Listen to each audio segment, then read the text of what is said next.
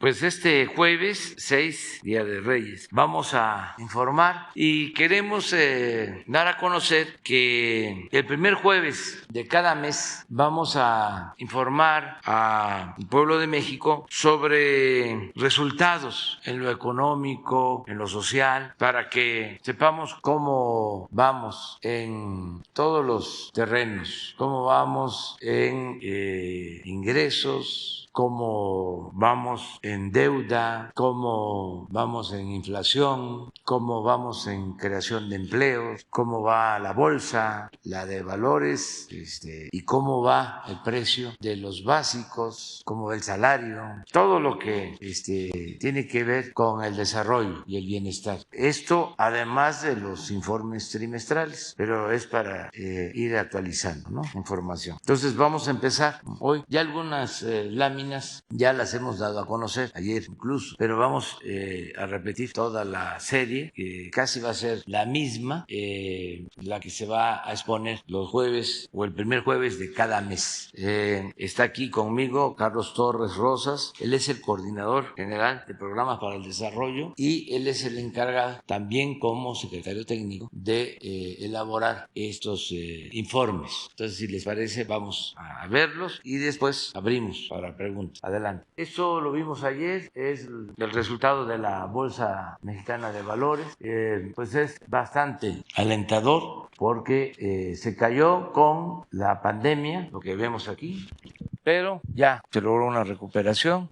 Y como resultado, ayer lo mencionábamos, ha habido un incremento del 27.7% en el tiempo que llevamos. Adelante. Esto es tipo de cambio, la moneda, el peso. Lo mismo, con la pandemia se nos fue a más de 25 pesos por dólar y ya se logró bajar y estamos prácticamente igual que cuando inició el gobierno. No ha habido depreciación de la moneda. Esto no se veía desde hace mucho tiempo.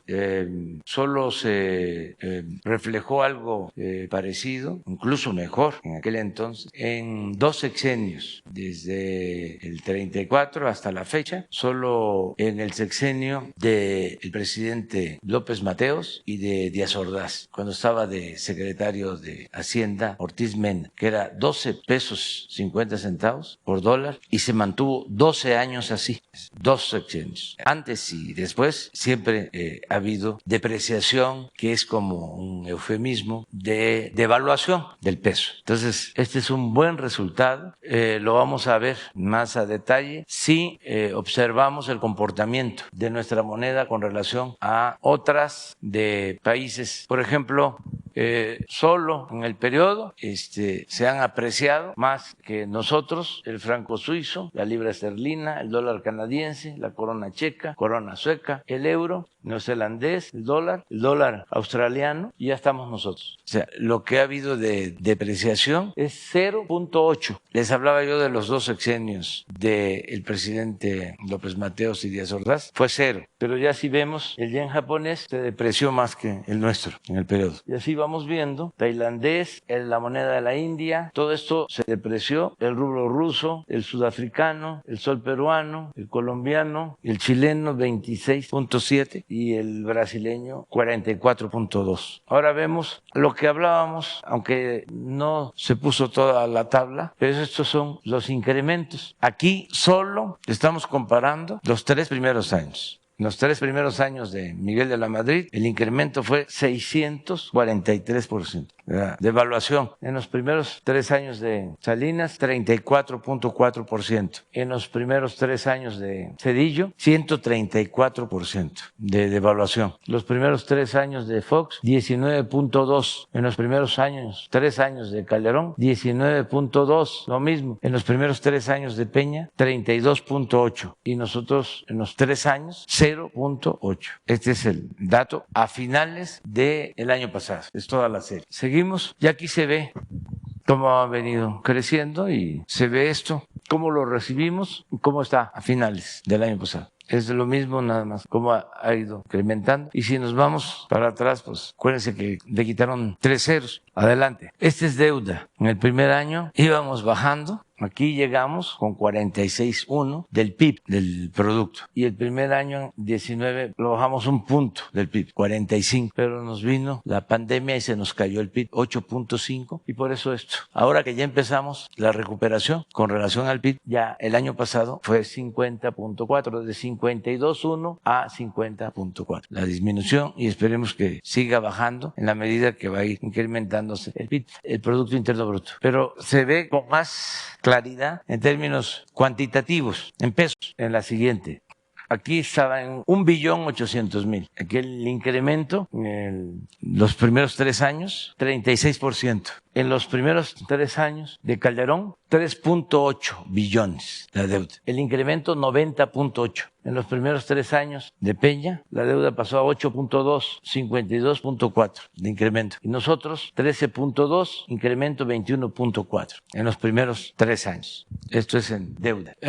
Nada más a punto de que nos tocó la crisis económica pues más drástica de los últimos 100 años. La caída de la economía fue brutal en el mundo. En el caso de México no padecíamos una caída de la economía como la del 2020 desde los años 30 del siglo pasado. Entonces por eso esto no se trata de deuda. O sea, nosotros no hemos contratado deuda. Adelante. Esto es nuestro desafío, inflación. En los últimos tiempos se nos subió inflación más que en lo más alto de Peña, que fue 6.77. Aquí estamos 7.37 y este es Calderón 6.53, lo más alto. Esto es un fenómeno también externo, lo van a ver ahora en la siguiente lámina. Así está. Brasil trae 10.7 de inflación en noviembre, Rusia 8.40, México 7.37, Estados Unidos 6.81, Chile 6.70, Colombia 5.26, Alemania 5.20, Reino Unido 5.10 y Canadá 4.70. Espero que sea transitorio, depende de muchos factores externos que se originaron con la pandemia, toda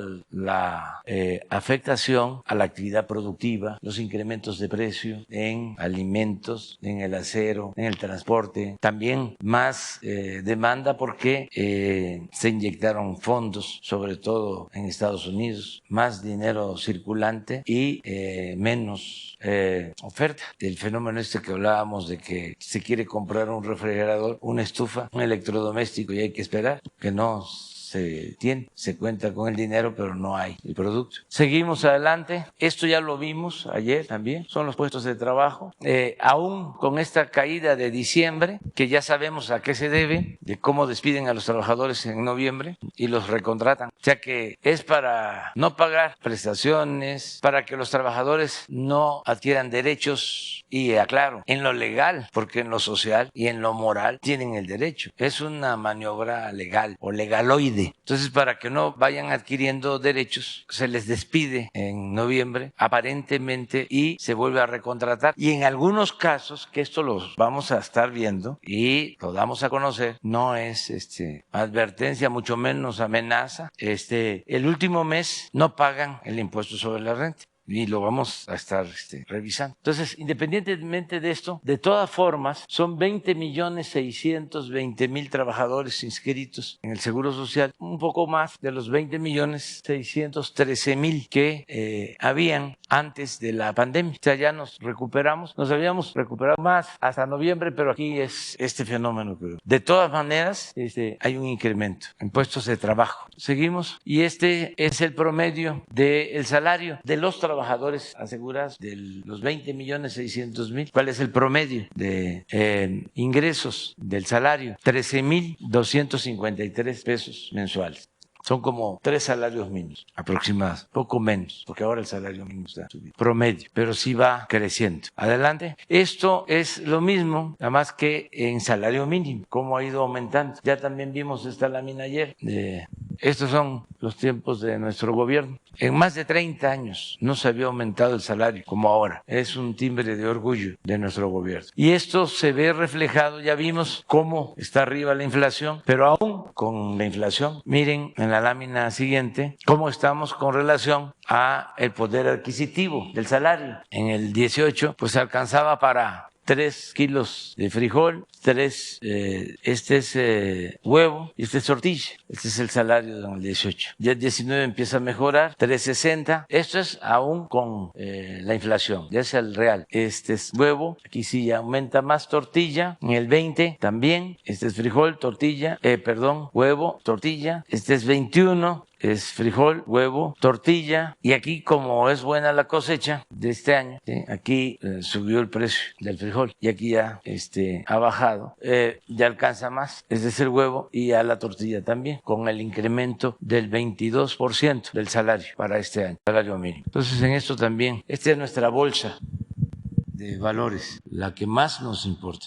Entonces, mes con mes vamos a ir viendo aquí cómo vamos. Adelante. Esto ya lo vimos, esta es una bendición, son las remesas, es una cantidad récord, es la principal fuente de ingresos de nuestro país. El dato de diciembre es un estimado, pero les comentaba yo que tenemos cifras nosotros antes que el Banco de México y hacemos una proyección y por lo general coincide y estamos calculando que en diciembre hasta noviembre son datos del Banco de México y en diciembre ya es nuestra proyección, pero vamos a estar en 51.634 millones de dólares. Y ayer hablábamos que equivale como a 1.200.000 millones de pesos. Y esto va abajo a 10 millones de familias. En promedio son como 8,000 pesos mensuales para 10 millones de familias. Y el incremento de un año a otro, en el 20 que estábamos muy contentos porque se llegó a 40.605, pero ya para este año estamos hablando de un incremento de casi de 11,000 millones de dólares de un año a otro, 27% de incremento, un fenómeno histórico. Lo vamos a ver en la siguiente lámina. Miren el comportamiento por año, siempre arriba, este es el 21 por mes. Fenómeno. Y muchas gracias a nuestros paisanos. Decirles que están ayudando mucho, enviando estos apoyos a sus familias. Esto ha permitido, repito, junto con el apoyo de los programas de bienestar, que no tengamos una crisis de consumo o que no tuvimos una crisis de consumo durante la pandemia, porque había circulante, había dinero para lo básico. Adelante. Y así está, creciendo. Esto es por gobierno, desde Zedillo, Fox, Calderón, Peña, que está en verde, y nosotros. Adelante. Y esta es inversión extranjera directa, siempre calculando lo que se tiene de información oficial, que es al tercer trimestre de cada año. Si observan, este es el año de más inversión extranjera, pero aquí se incluye la venta del Grupo Modelo. Si no fuese por esto, los incrementos mayores de inversión extranjera históricos serían estos dos, 19 y 21. Pero aún aceptando esto, este sería el segundo año de mayor inversión extranjera y este es el tercero. De los tres nuestros, dos arriba. Y esto va a seguir incrementándose, va a seguir llegando inversión extranjera. Lo vamos a estar monitoreando, lo vamos a estar viendo. Se les va a seguir dando seguimiento a la inversión extranjera. Adelante. Este es homicidio doloso. Este es como la inflación, otra de nuestras preocupaciones, ocupaciones, desafíos. Pero ahí vamos, porque se tiene que ver también cómo encontramos el gobierno. Del 15 al 16, y eso lo podremos ver hacia atrás y es similar, un incremento del 26% en homicidios. Luego del 16 al 17, 28%. Del 2017 al 2018, 16%. Iba así. Aquí llegamos, 19. Ya 2.8. Aquí se paró, empezó a detenerse. Bajamos aquí en el 20.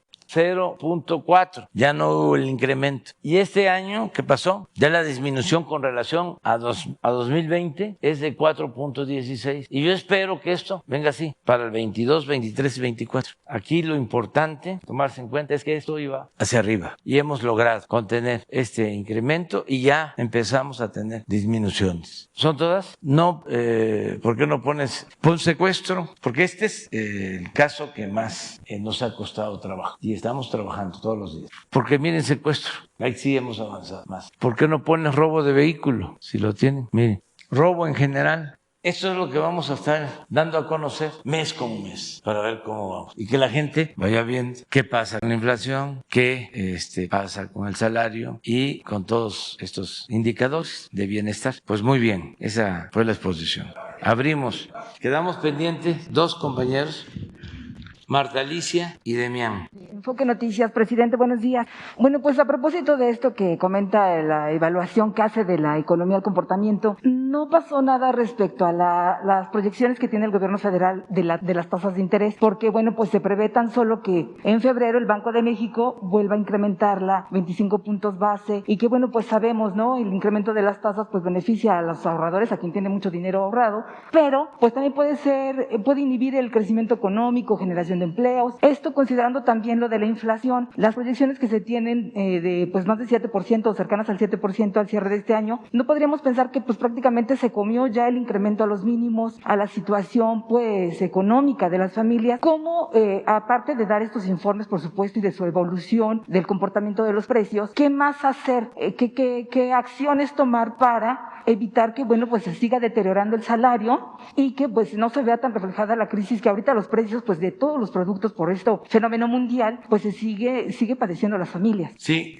la decisión de informar es poder dar a conocer nuestra visión, los datos que tenemos, que son datos oficiales, porque como son muchos los que no nos quieren, los malquerientes, se informa, ¿no?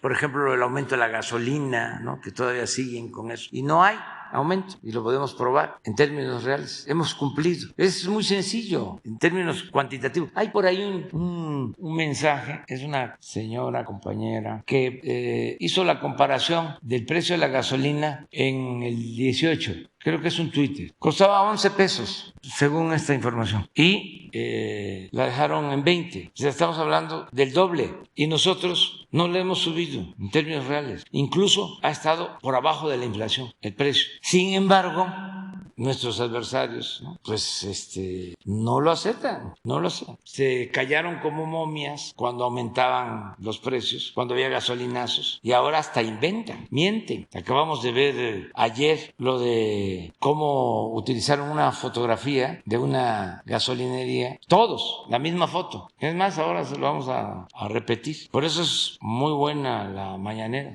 Para los que no tienen memoria, les recuerdo que en diciembre del 12 la gasolina tenía un costo de 11 pesos con 37 por litro y para el 30 de noviembre del 18 ya estaba el litro en 20.81. Hoy el precio es de 20.6 por litro. No ha subido en 3 años, hasta bajó centavos. Esto es en general, porque en estados fronterizos, si ustedes cargan gasolina hoy en Matamoros, en Reynosa, en Nuevo Laredo, en Juárez, sobre todo la frontera con Texas, está a 15 pesos el litro. Pero no dan su brazo a torcer, no aceptan. ¿Por qué no pones lo de ayer otra vez, lo de la gasolina? Esa es una ciudadana, pero miren, vean los personajes y vean la foto, es la misma.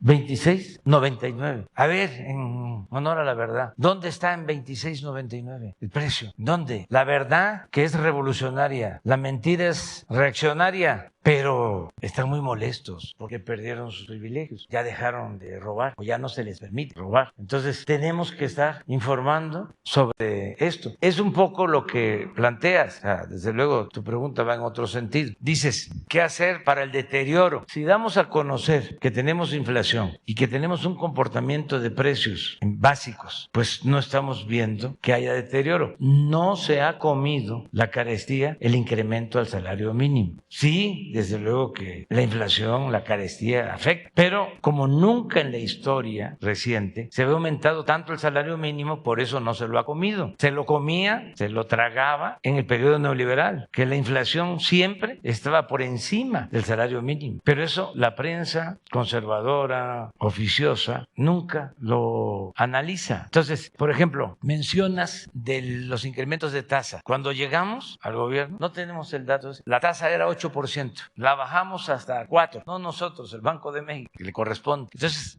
es un mecanismo que tiene el Banco de México para controlar la inflación, por lo que estás preguntando. Entonces, cuando aumenta la inflación, pues, le aumentan a la tasa. De todas maneras, la tasa actual, la de hoy, es más baja que la que encontramos cuando llegamos al gobierno. De todas formas, podemos probarlo. Entonces, vamos a seguir nosotros defendiendo la economía popular, enfrentando estos factores externos, porque las otras crisis también que se han presentado en México, las más impactantes, se han originado por los malos gobiernos. La crisis del 94, 95, pues fue al final del gobierno de Salinas y a la entrada del gobierno de Zedillo, que Vargas Llosa dice, es un héroe, Zedillo.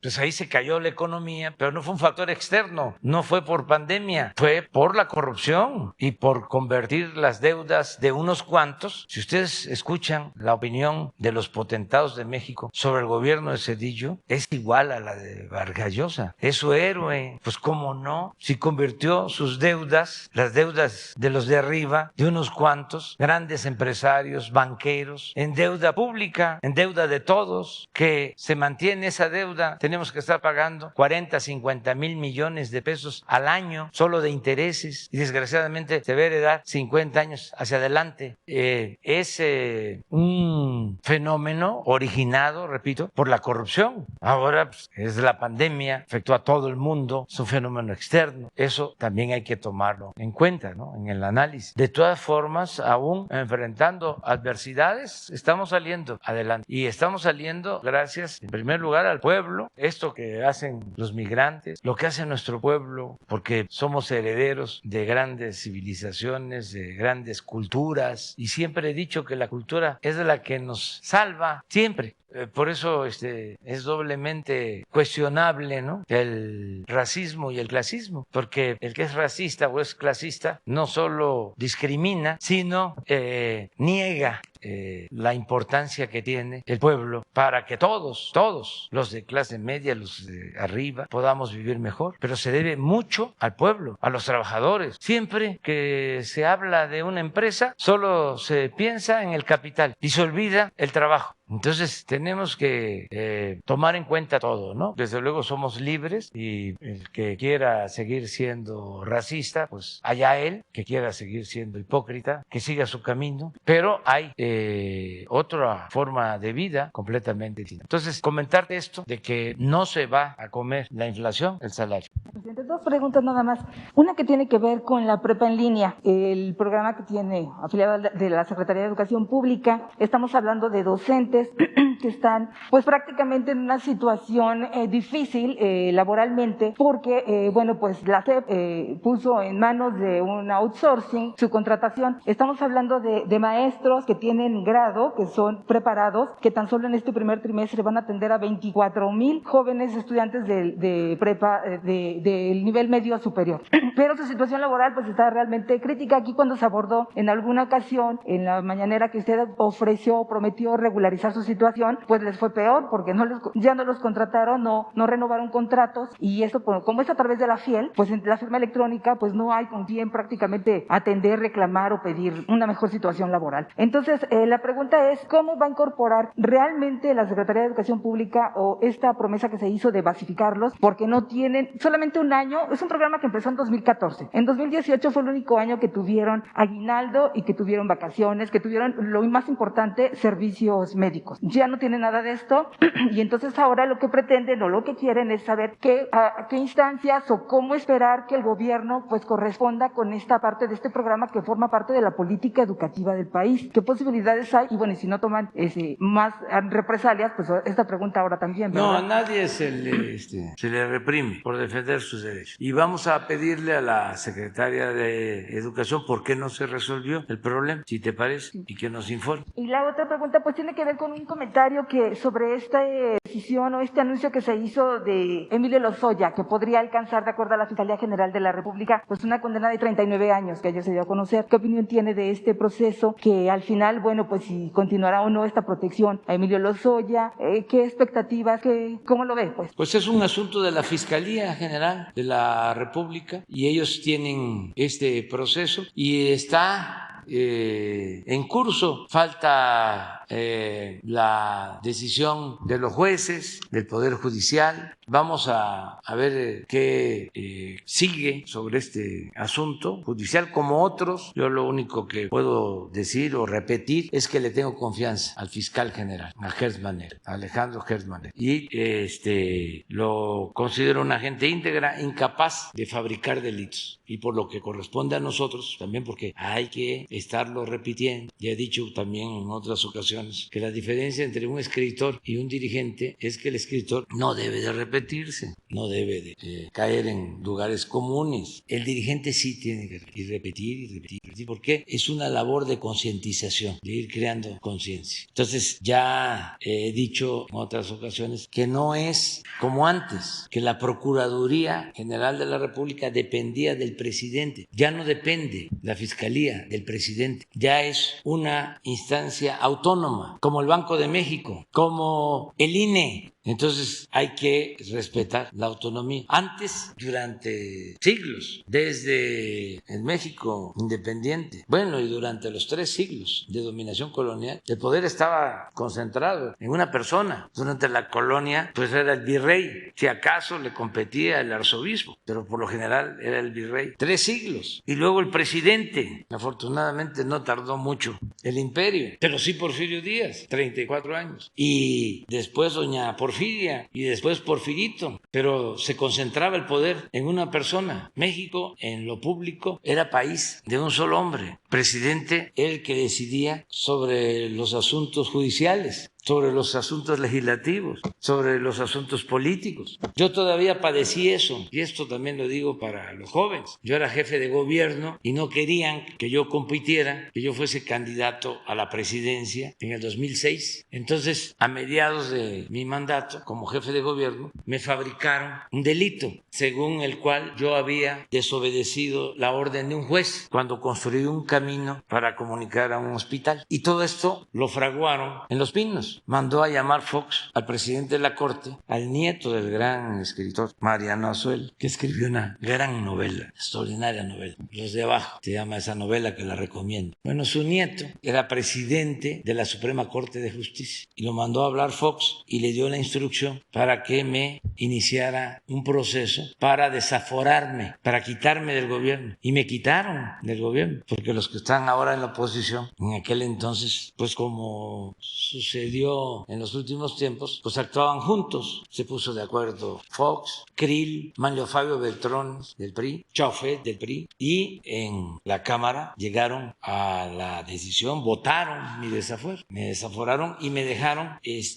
ya a disposición del Ministerio Público Federal para que me aprendieran. Estaban esperando que yo me huyera o que me amparara. De este mismo grupo opositor pagaron la fianza, creo que 2,000, 3,000 pesos. Ya cuando la gente empezó a movilizarse, porque a mí siempre me han rescatado, me han sacado a flote los ciudadanos del pueblo, porque el pueblo es mucha pieza. Entonces ya cuando sintieron de que no iban a poder, ya andaban buscando la manera de que yo no fuera a la cárcel y pagaron en mi nombre una fianza. Y desde luego que la rechacé, porque conozco la vida de lucha pacífica de Gandhi, de Mandela, de Luther King. Recordaba yo mucho lo de Luther King, que lo detenían porque supuestamente se pasaba un alto, iba a la cárcel y siempre le ofrecían que salía con fianza y nunca aceptó salir de la cárcel con una fianza. Eso se llama resistencia civil pacífica. Entonces ya no es lo mismo, ya el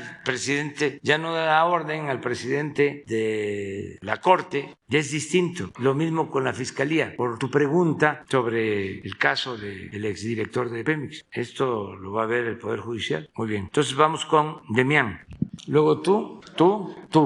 Sí, ¿qué tal? Buenos días, señor presidente. Bueno, primero que nada, desearle un feliz 2022, que sea muy productivo, sobre todo para todos los mexicanos este año, los mejores deseos.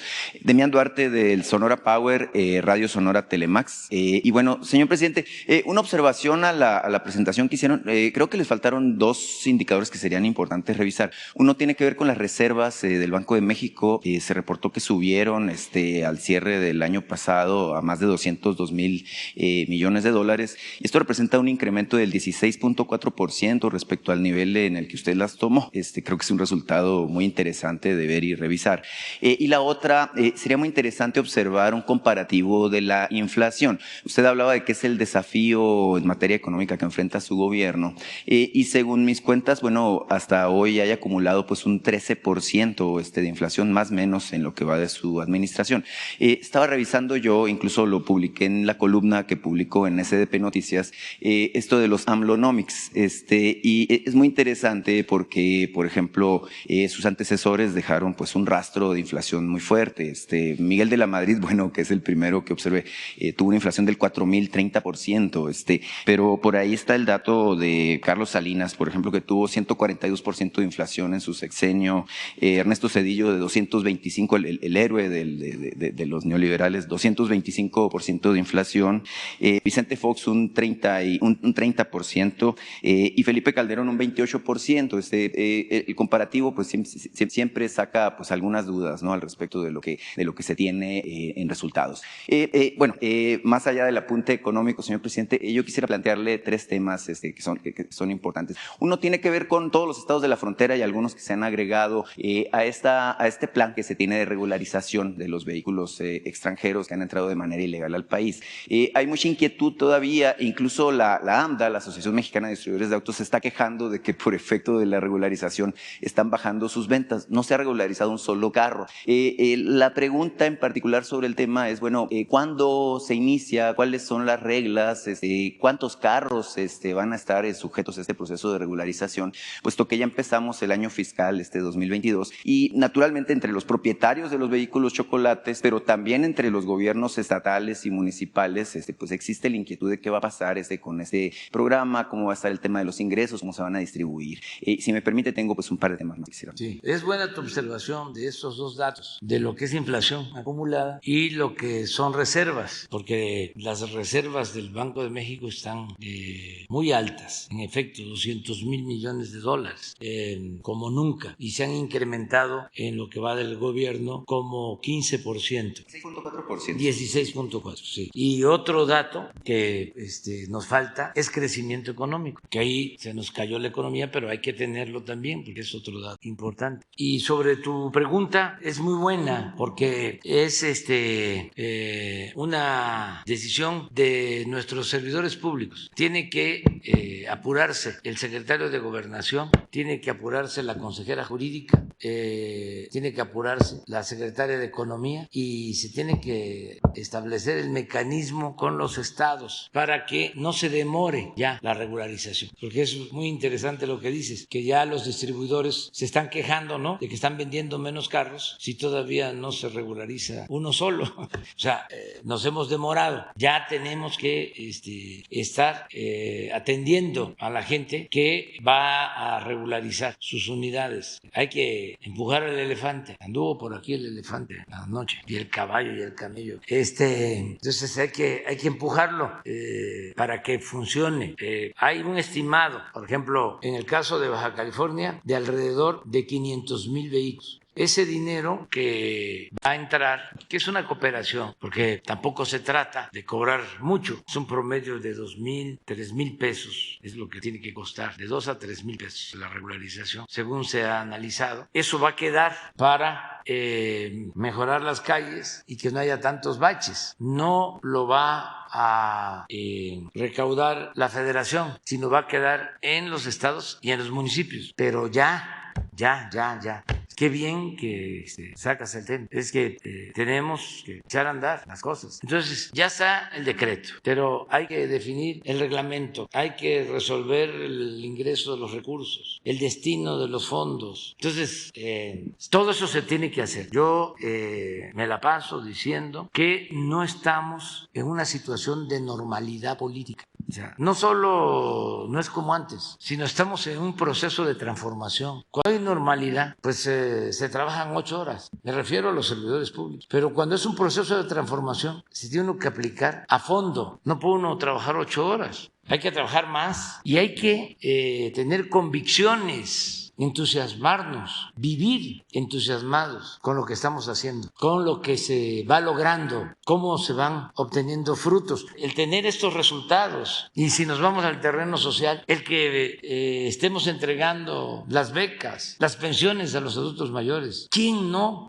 se vea entusiasmado? No puede haber una cosa que produzca más satisfacción que servir al prójimo, que llevar a la práctica el amor al prójimo. Entonces, tenemos que estar pendientes de eso. Y no son cargos, son encargos. Antes era todo jerárquico, ahora no. Ahora Carlos no es secretario, pero es como si lo fuera. Y Leti, que atiende todos los días a los que vienen al Palacio, que es la de Atención Ciudadana, es como secretaria, súper secretaria, por el trabajo que lleva a cabo. No es una cuestión jerárquica, a ver, ¿qué me va a tocar a mí? ¿No? El papel de Jesús, todos los que ayudan en la transformación, hasta el servidor público más humilde, está entusiasmado, dice: yo ayudo, yo aporto. Muchísima gente que va casa por casa, miles que están trabajando en las comunidades más apartadas, los servidores de la nación que están ahí, mujeres y hombres. ¿Cómo es que logramos vacunar a tanta gente? Estamos entre los países que han vacunado a más personas en el mundo, 7º lugar. ¿Por qué? Por todos, pero no es nada más la paga, son las convicciones. Es lo que pasa cuando hay un movimiento de transformación, cuando hay una revolución. ¿Por qué triunfa una guerrilla si son menos que un ejército regular? ¿Por qué triunfaron los revolucionarios mexicanos? Porque luchaban por una causa, y el soldado regular pues lucha por un sueldo, lucha porque ese es su trabajo, pero un revolucionario además pues está luchando por un ideal, y eso es lo que lo impulsa, eso es lo que lo lleva a aplicarse a fondo. Es lo mismo en el servicio público. Si no hay una sacudida, una zarandeada, una zamarreada, pues todo sigue igual. O sea, no estaríamos levantándonos tan temprano, ni acostándonos tan tarde, ni trabajando sábado y domingo. Entonces, todos estos servidores públicos que mencioné son de primera. Adán, Tatiana, Estela,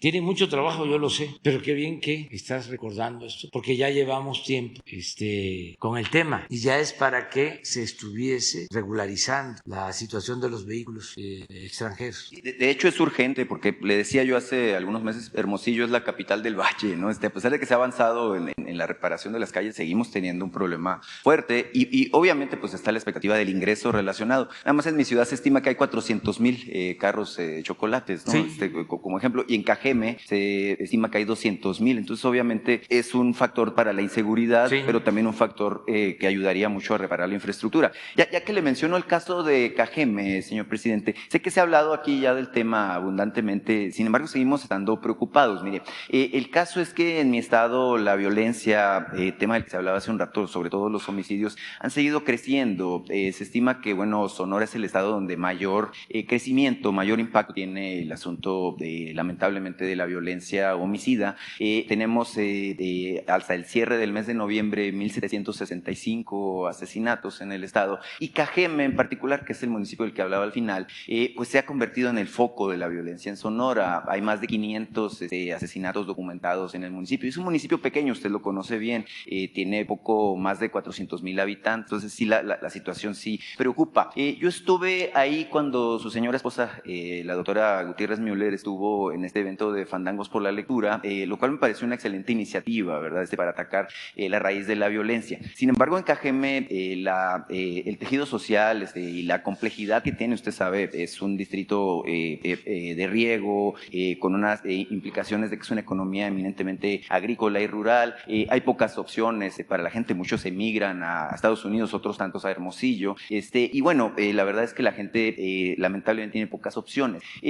Hay un llamado por ahí de las autoridades para pedirle a usted, a su gobierno, que se haga un esfuerzo adicional en términos del despliegue de elementos para tratar de ayudar a pacificar Cajeme. Lamentablemente la policía municipal no alcanza, no está equipada, ni tampoco hay suficiente personal. La policía estatal tampoco alcanza, a pesar de que se han hecho esfuerzos. Entonces sí sería muy importante que nos ayude, señor presidente. Es un llamado de auxilio, de hecho, de los cajemenses al respecto de este tema. Sí, estamos muy conscientes. Yo voy a ir para allá, voy en febrero y voy a Cajeme. Voy a Obregón y voy a los pueblos yaquis y voy a Obregón por lo de la violencia. Te comento que sí hay una disminución en Sonora en homicidios, no en Cajeme. O sea, hemos logrado, aquí hace poco se dio a conocer el resultado de cómo estamos en los estados de más violencia, sobre todo de homicidios, y hay una disminución De 13% se documentó. en el estado, pero no en Cajeme. Sí, ahí hemos tenido incrementos y ya estamos trabajando en eso y voy a ir a eso especial. Como fui a Zacatecas y desde que echamos a andar medidas en Zacatecas, a pesar de que tenemos todavía, sobre todo en Fresnillo, violencia, ya hay una disminución porque estamos reforzando la presencia de la Guardia Nacional. Lo mismo vamos a hacer allá en Sonora. Vamos a ir a Sonora a principios de febrero. No sé exactamente qué fin de semana, pero sí voy a estar en Cajeme, voy a estar con los yaquis porque necesitamos avanzar en lo del sistema de riego.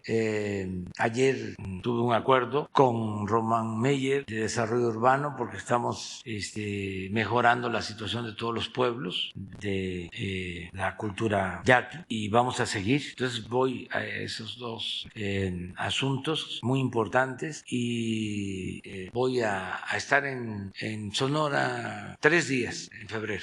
Voy a eso. Va a ser muy bienvenido a nuestro estado, señor presidente. Le quiero tocar otro tema relativo a Sonora, precisamente. Mire, el gobernador Durazo dijo en noviembre pasado este dato que luego usted retomó y que parece que fue repetitivo en todos los estados, de las anticipaciones de participaciones federales que se dieron a los estados. En el caso de Sonora, el anterior gobierno que encabezaba Claudia Pavlovich pidió 2.400 millones de pesos en anticipaciones a participaciones federales. Nadie sabe en qué se invirtieron o cómo se hizo y sí dejó al gobierno entrante pues con un quebranto fuerte. Le estaba costando al gobierno nuevo 487 millones de pesos cada mes del último trimestre del año esta situación. Ahora, al respecto de la gobernadora Pavlovich y su equipo, bueno, yo tengo información de que hay una serie de auditorías, investigaciones, causas de sancionatorias a nivel administrativo, pero también penales, precisamente por lo que se sospecha que es un quebranto millonario a las arcas, a las finanzas públicas de mi estado. Señor presidente, en Sonora hay una preocupación manifiesta de la opinión pública y de los ciudadanos al respecto de esta especulación que se da del eventual nombramiento de Claudia Pavlovich como la cónsul de México en Barcelona. Es decir, se dejaría, por decirlo de alguna manera, un mal sabor de boca un nombramiento de una cónsul en un momento en el que está sujeta a un proceso de investigación. Sé que su gobierno, bueno, ha tomado la decisión de invitar a algunos políticos de oposición a posiciones diplomáticas, incluso algunas posiciones dentro de su gabinete. La pregunta en particular sobre el caso de Claudia sería esa, ¿no? Si efectivamente está en vías este nombramiento, si habría la posibilidad de que haya un compás de espera que se concluya con los procesos de investigación, porque sí que preocupa y naturalmente que lastima, pues que en medio de un proceso así, pues se le dé un nombramiento de esa naturaleza, ¿no? Muchas gracias. Es que se tiene que ver si hay denuncias presentadas y si hay responsabilidad, porque no se puede juzgar a nadie si no hay pruebas, si no hay elementos. Entonces no podemos nosotros descalificar a la exgobernador de Sonora. Tendría que ser un proceso judicial, el que existiera. Se entiende que hay un elemento de presunta responsabilidad. Sin embargo, el problema aquí es que es generalizado dentro de lo que fue su gobierno. Usted ha dicho, por ejemplo, pues no ocurre nada dentro de un gobierno sin que se entere el presidente, sin que se entere el gobernador.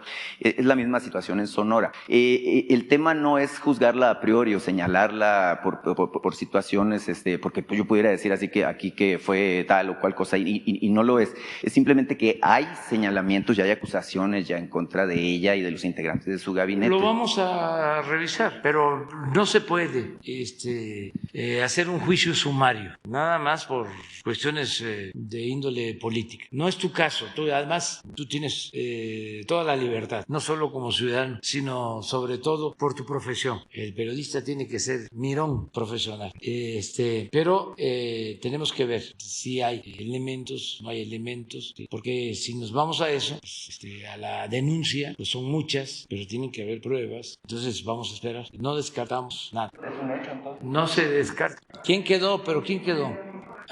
Tú quedaste. Perdón. De acuerdo, ahí vamos. Buenos días, feliz Día de Reyes a todos.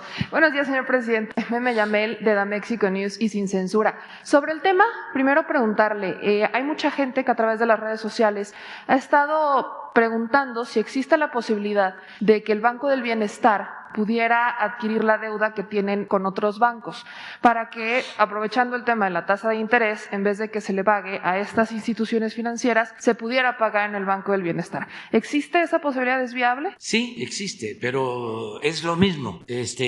Tenemos que terminar de constituir el Banco del Bienestar y tenemos que aplicarnos a fondo, porque debemos terminar 2.700 sucursales, que va a ser el banco más grande, ¿no?, de más sucursales en el país. Pero esto implica construirlas. Ya tenemos construidas más de 1,000 sucursales, pero las estamos equipando porque requieren cajeros. Ahora con la crisis mundial se nos ha dificultado el conseguir los cajeros. Ya estamos formando a los responsables de las sucursales. Necesitamos la conexión, tiene que haber internet, y lo que queremos es tener las sucursales en las zonas más apartadas donde no hay internet. Entonces tenemos que conseguir al mismo tiempo la conexión de internet para el funcionamiento de los bancos. Vamos en eso, estamos trabajando con ese propósito. Luego, una vez que tengamos ya toda la red, yo espero que podamos terminar a fin de año, como también espero a fin de año tener ya funcionando en mejores condiciones, pero mucho mejores, el sistema de salud pública. Es así un desafío. Hoy tengo reunión con todos los de salud y vamos a enfrentarnos al reto para que se tenga atención médica, no falten los médicos, los equipos en los hospitales y las medicinas, y todo gratuito. Ahí sí que me canso, que lo vamos a hacer. Es una de mis tareas pendientes. Entonces, lo del banco es otro y el internet es lo otro, pero se batalla. Estamos trabajando, por eso hablaba de que no hay normalidad. Tenemos que meternos a fondo porque además se nos achica, corta el tiempo y ya nos vamos a ir. Bueno, en mi caso, no va a haber reelección. Yo ya he dicho y por convicción voy a cumplir. Yo estoy hasta septiembre 24 y eso sí, la gente el 10 de abril vota porque yo me quede para terminar, porque va a haber la consulta, afortunadamente. Pero estamos en lo de la red de los bancos. Voy a inaugurar ya más de 300 dentro de 10 días. Empezamos ya con 300 de los nuevos.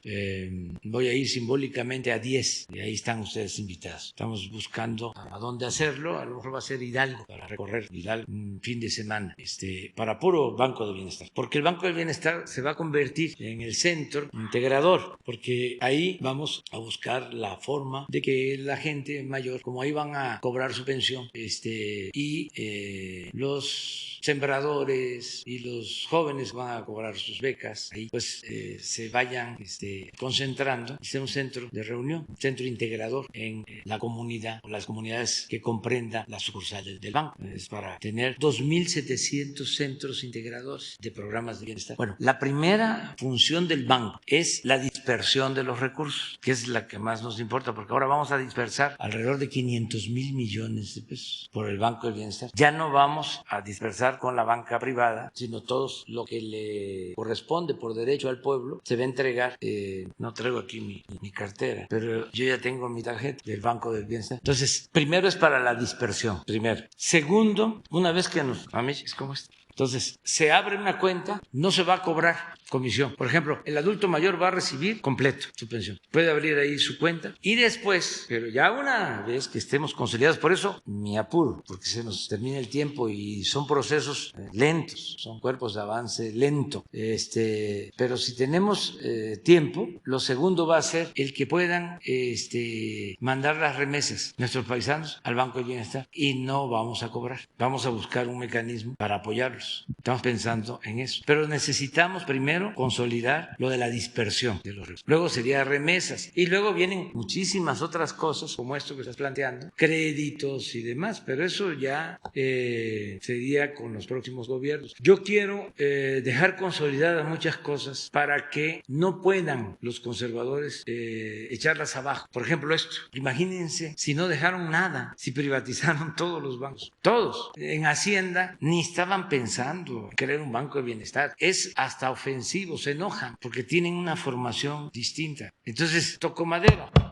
Regresa la política neoliberal, van a querer acabar con el banco. Si lo dejamos consolidado, les va a costar más trabajo. Entonces, por eso queremos avanzar. Pero sí, es un proceso y a mí me sirve no solo para informarle a la gente de cómo estamos trabajando, sino también para seguir convocando a la participación entusiasta, comprometida a los servidores públicos, que nos sigamos aplicando con todo para avanzar. Presidente, en un segundo tema, ahora acaba de mencionar, reitera la confianza que tiene hacia el fiscal Hertz Manero, pero preguntarle si usted tiene conocimiento de por qué el fiscal habría elevado a prioridad del Estado el problema que tiene con su familia política, quienes habrían sido pues sobrinos políticos de su hermano, creo que lo fueron incluso a buscar a la Suprema Corte para mencionarle el tema, y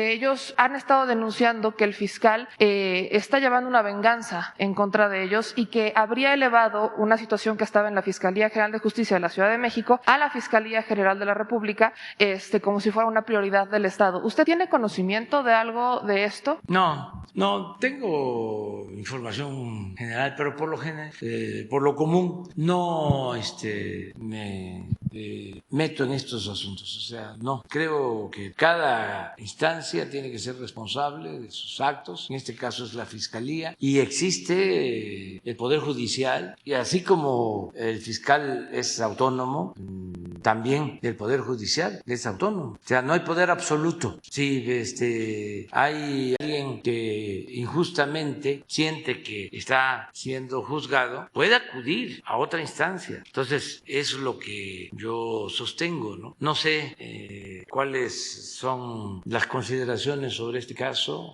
sobre el juicio en especial. Creo que son instancias, es la Fiscalía, pero después están los jueces, existe el amparo. O sea, no puede haber un poder omnímodo, o sea, algo todopoderoso. No, si no lo es el presidente, si no ejerce el presidente ese poder legítimo, omnímodo, autoritario, pues nadie puede ejercer, nadie. Desde luego, existen opiniones distintas, aquí vemos, pero hay que apegarnos a los procedimientos legales y hacer válida la máxima de que al margen de la ley nada y por encima de la ley nadie. Y ya por último, presidente, solamente insistirle con este tema de la posibilidad de algunas mesas de justicia para aquellos que por delitos graves, como lo que es secuestro u homicidio, pudieran ser tomadas en cuenta. El subsecretario Encinas creo que no lo pudo mencionar en el informe que dio antes de que terminara el año.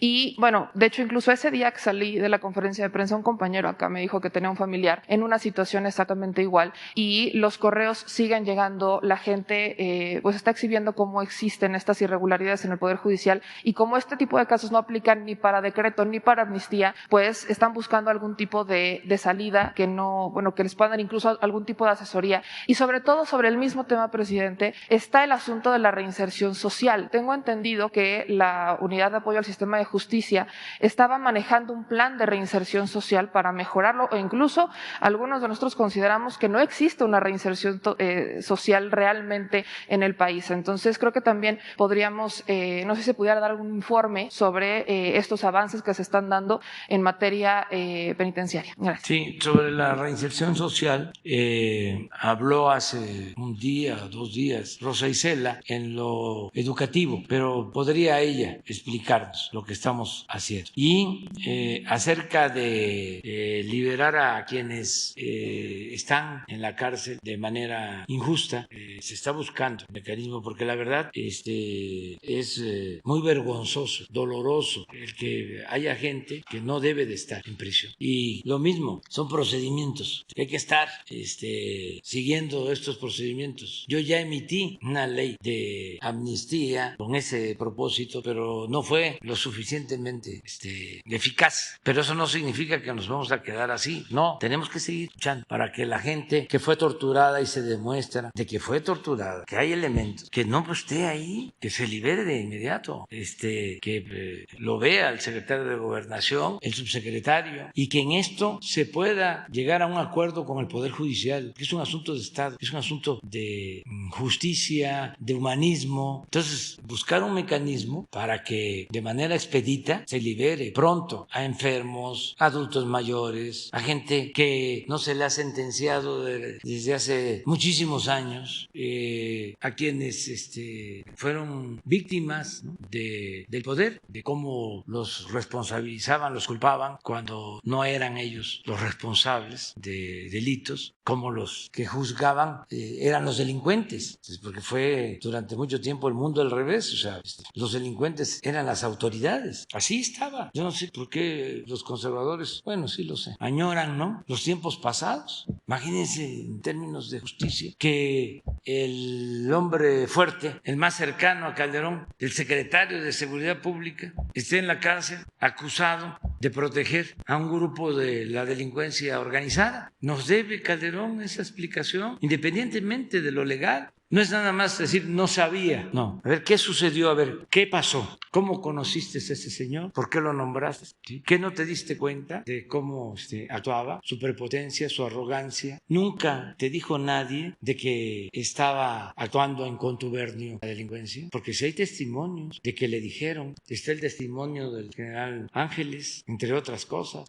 Pero como si nada hubiese pasado, siguen dándose baños de pureza, porque esa es la característica del conservadurismo. Es un prototipo. Entonces, son de las cosas que tenemos que ir resolviendo. Afortunadamente ya se sabe de que no hay en este gobierno impunidad, ni establecemos relaciones de complicidad con nadie, y esto va a ir ayudando a limpiar, a purificar la vida pública. Pero estamos en eso y vamos a seguir. O sea, no hay que darnos por vencidos cuando se lucha por la justicia.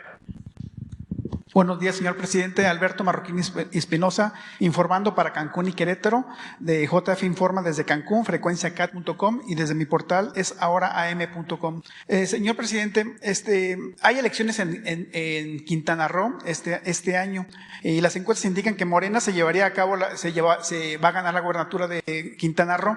Sin embargo, en el terreno de las encuestas todo puede cambiar, y el día de la elección pues algo puede pasar, ¿no?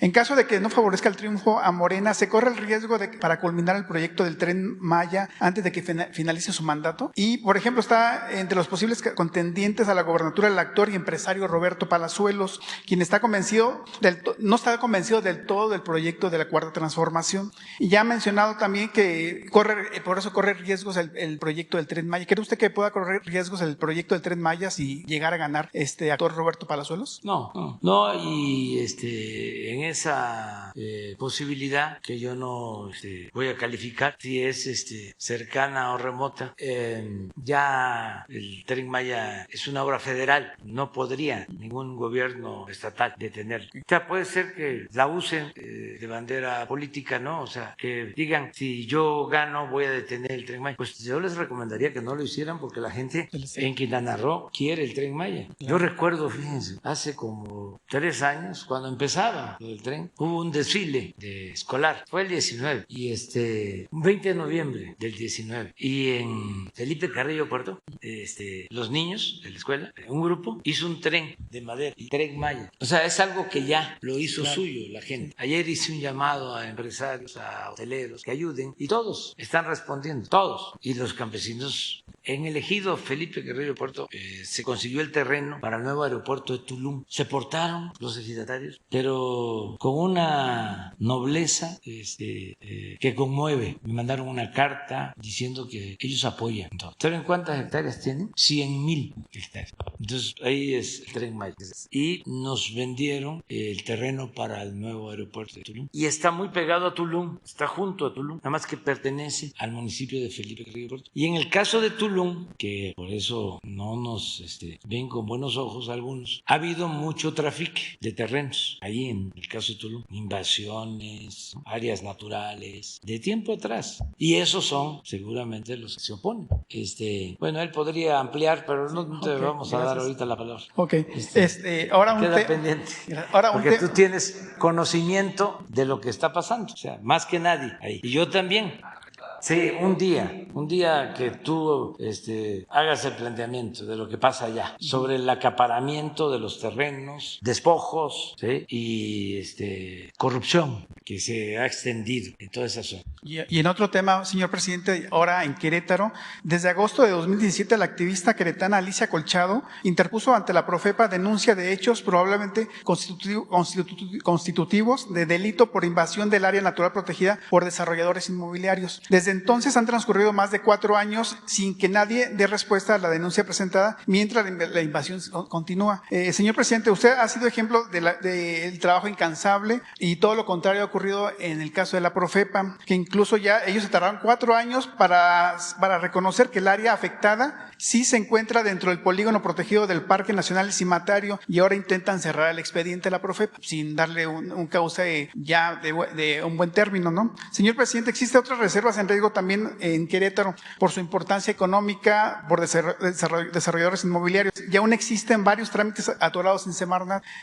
¿Podría la secretaria de la Semarnat apoyarnos a ver qué ocurre en Querétaro y nos pueda ayudar también con el tema del Parque El Cimatario? Sí, y lo vemos con la secretaria de Medio Ambiente. Quiero decir que el anterior gobernador nos planteó de que se debía proteger un área en la ciudad de Querétaro, cerca de la ciudad de Querétaro, que estaba creciendo la mancha urbana, había invasiones y se iba a afectar el desarrollo, el bienestar de Querétaro por la anarquía, por el desorden inmobiliario, y ya no se continuó con el proceso. Lo vamos a revisar porque en Querétaro se necesita algo parecido a lo que se hizo en San Luis Potosí con la Sierra de San Miguelito. Sí, ayer estuvo en San Luis.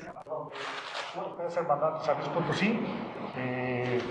Nomás que hay otro conflicto porque ahora se está hablando de un amparo que supuestamente está violando los derechos humanos de los comuneros, pero ayer se firmó pues el primer paso para el área protegida de la Sierra de San Miguelito. Van a haber seguramente reacciones, pero tenemos que proteger el medio ambiente y tenemos que frenar el crecimiento desordenado, anárquico. Todo esto que hicieron durante el periodo neoliberal, que destruían cerros, que se hacían miles de departamentos porque estaba el negocio, la corrupción de empresas inmobiliarias vinculadas al poder. Va uno a Hidalgo, al Estado de México, y es un paisaje desolador. El número de departamentos, pues por eso también son muchos los que están abandonados, porque a las inmobiliarias les importaba hacer los departamentos, los vendían al doble, al triple de su costo real, todo el trafique con el Infonavit, todo esto que prevaleció. Entonces tenemos que seguir avanzando. Ayer que hablé precisamente con el secretario de Desarrollo Urbano, hablábamos de hacer propuestas de planes de desarrollo urbano que se aprueben en los estados para ordenar el crecimiento en los municipios, en todo lo que es el tramo, la ruta del Tren Maya. Vamos a dejar planes urbanos de desarrollo, que no pase lo de que ayer vimos también en Veracruz, de que en el centro, en el puerto de Veracruz, un edificio de varios pisos, adefesio. ¿Por qué? Porque les dieron el permiso y porque seguramente es una gente influyente. Entonces, terminar con todo eso, pero sí, en el caso de Querétaro lo podemos revisar. Y lo del parque, no pueden cerrar el expediente hasta que no nos expliquen, ¿sí? Ya nada más vamos con el compañero. Buenos días, señor presidente. Raúl Hernández, del Barlovento, el Concepto Integral del Comercio Exterior. Felicidades a todos, feliz año. Tengo tres temas, son tres reyes, Día de Reyes, son tres temas interesantes. Uno de ellos, el primero, es el borrón y cuenta nueva que están pidiendo integrantes de la Asamblea Nacional de Usuarios de Energía Eléctrica, que he tenido algunas peticiones de ese grupo y tuve la oportunidad de hablar con Martín Esparza, el secretario del ESME, el Sindicato Mexicano de Electricistas, y que ese es un asunto después de que cancelaron la compañía de Luz y Fuerza del Centro por parte del señor Felipe Calderón. Ellos piden, los integrantes de los usuarios, que son más de 200,000 que tengo más o menos relacionados, que detuvieran los cobros irregulares superiores a la capacidad de pago de los usuarios. El borrón y cuenta nueva, que ya se aplicó a 600,000 tabasqueños por parte del entonces gobernador Adán Augusto López. Y el tercero, el reconocimiento de la energía eléctrica como un derecho humano. Según la encuesta que hizo de consumo de consumo de energéticos en vías particulares, existen en México 35.2 millones de viviendas, de las cuales el 99% tienen energía eléctrica. Solamente el 2.25 tiene otras fuentes alternativas.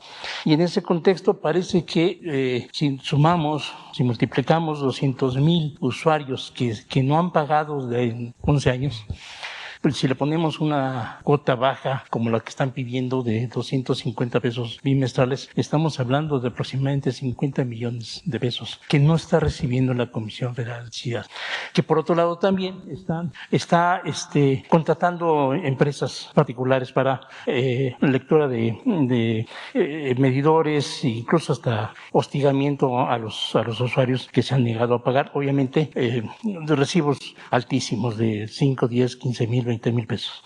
Entonces, la cuestión es buscar la respuesta de la señora secretaria del director de la Comisión Federal para ver qué respuesta hay al respecto, señor presidente, porque hace tiempo les presentaron a usted una petición sobre ese sentido y quedó pendiente, dice Martínez Barza, que la secretaria había prometido la resolución de ese asunto. El segundo tema es algo que hace 2 años, la primera vez que tuve la oportunidad de estar aquí, hablamos de la corrupción en Marina Mercante. Y entre otras de las cosas hablábamos de la oposición de muchos marinos mercantes, integrantes de asociaciones y de sindicatos y ese tipo de cosas, la posición que tenían en contra de que la Marina Mercante se pasara a la SEMAR.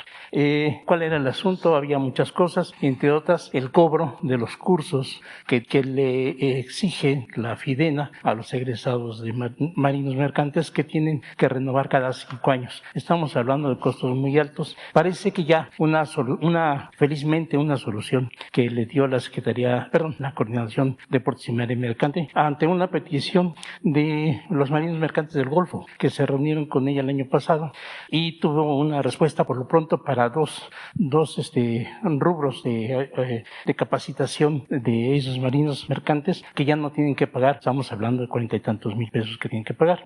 Y bueno, hay que saber en qué forma se va a resolver las otras peticiones, y estoy buscando la respuesta de la capitán de altura, Ana Laura López, o del capitán Carrillo Mora, que no me contestó un poco, pero no fue todo lo que yo hubiera querido preguntarle. En ese mismo sentido, en Marino Mercante hay otro punto que también le toca al capitán Carrillo Mora, cuando él era capitán de puerto en Islas del Carmen, Campeche, porque es el que se encargaba, él fue el que tenía a su cargo la remoción de los barcos de oceanografía que están ahí atascados contaminando el ambiente. Y él me refiere que él cumplió con el asunto, por ejemplo, del caballo Azteca, que es un barco que se zafó, está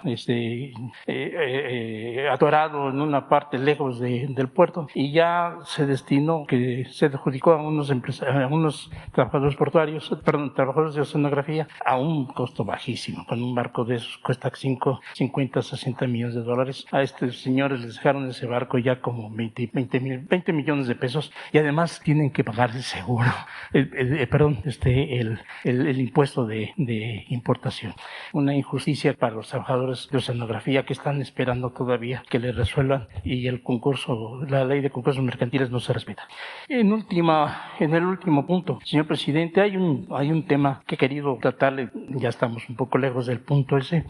Usted propuso a la ONU algo muy interesante, y a Canadá y a Estados Unidos un asunto muy interesante respecto a crear situaciones para que trabajadores de centro y sudamericanos pudieran tener una forma de vida. Es muy interesante porque hay una expectativa de vecinos latinoamericanos muy entusiasmados con ese asunto. Ojalá y se pueda, porque ahí, la verdad, la propuesta de usted refiere el señor canciller que hay más de 100 países que están apoyando esas ideas propuestas por usted. Ojalá y sea así en la ONU, porque la verdad sería un auxilio muy importante para esta gente que bueno, pues está migrando. Sin embargo, hay dos puntos que yo quiero tocar. Uno es el AUKUS, que ha formado Estados Unidos y el Reino Unido con Australia en contra de China y Rusia.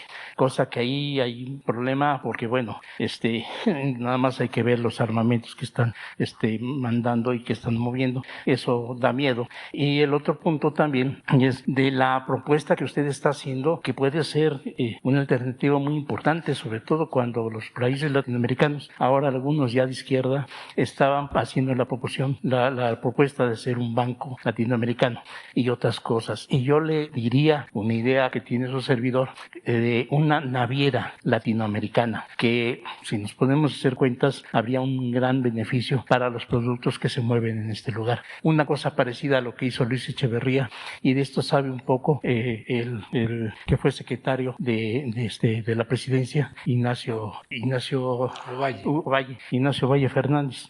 Y sería una buena propuesta, señor presidente. Espero que me pueda decir, y a ver si puedo tener esas entrevistas con esta gente. Muy bien, vamos a ver lo de los trabajadores de electricistas. El compromiso que hemos hecho es de no aumentar el precio de la luz, y lo estamos cumpliendo. Sí. O sea, estamos apoyando a la Comisión Federal para que no aumente el precio de la energía eléctrica. Condonación de pagos solo si los estados, si los gobiernos estatales hacen acuerdos con la Comisión Federal de Electricidad. Siempre que se plantea un caso de condonación, se hace referencia a Tabasco. Nada más que se tendrían que conocer los antecedentes del porqué de lo de Tabasco, que es distinto completamente. Es un movimiento que inició en 1994 y tuvo que ver con que no se pagaron las indemnizaciones por la inundación de Tabasco, no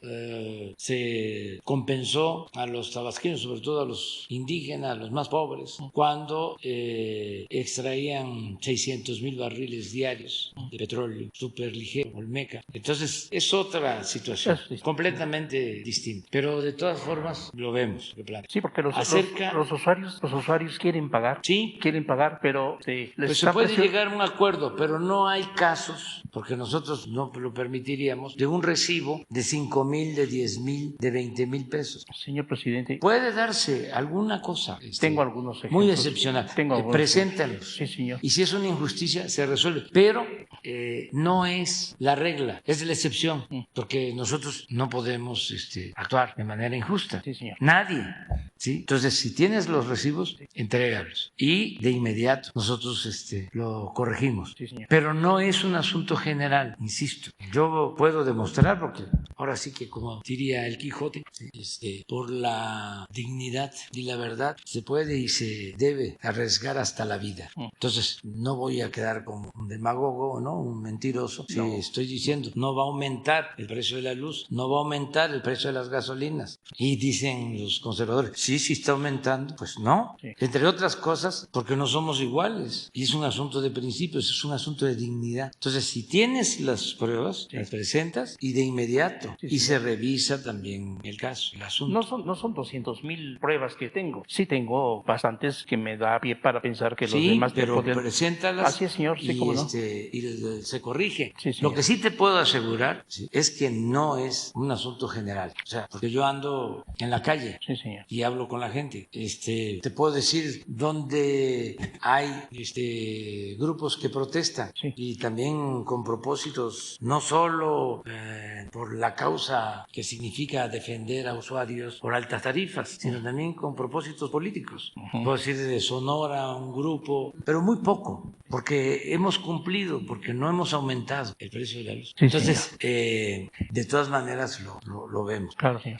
Acerca de lo de oceanografía, pues es lo mismo. Estamos buscando enderezar entuertos en todo. Cuando se habla de oceanografía, ¿sí?, para que se entienda, es una empresa que fue muy favorecida durante el gobierno de Vicente Fox y de Felipe Calderón, que les entregaron a estos gobiernos miles de millones de dólares en contratos, sin licitación, por adjudicación directa. Entonces, uno de los dueños regalaba a periodistas, a políticos, a funcionarios, relojes, nada más para que entendamos de qué se trata, el nivel de extravagancia y de lujo. Relojes de $1,000,000. Así, primo hermano, hay relojes Hay de relojes de $1,000,000, es decir, 22 millones. de pesos, ¿sí? Un reloj.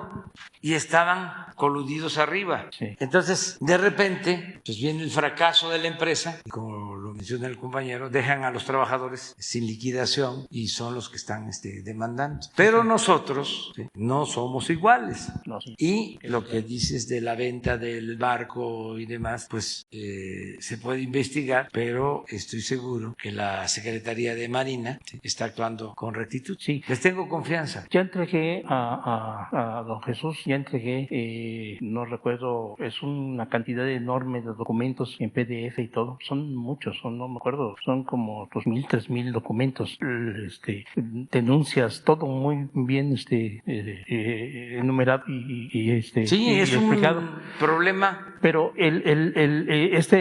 Yáñez hizo una manifestación, mandó a hacer una manifestación con gente que supuestamente era ex trabajador de oceanografía, porque está presionado por otros adeudos que tiene. Y estuve platicando yo con ex trabajadores de oceanografía. Dice, no vimos, no, en las fotos que salen publicadas en Reforma, paseando en Reforma, no vimos un solo compañero. O sea, mandó gente para hacer un... Sí, pero vamos embrollo. nosotros a seguir viendo eso. Sí, señor. Y lo último es muy bueno, tu propuesta. Es de las ventajas que tenemos si nos unimos los países de América, de todo el continente, y se constituye una región para producir y distribuir mercancías. Tenemos el mercado interno que representa mucho, es más lo que representa el mercado interno de América como continente que el que representa Asia como continente. Entonces, tenemos el mercado,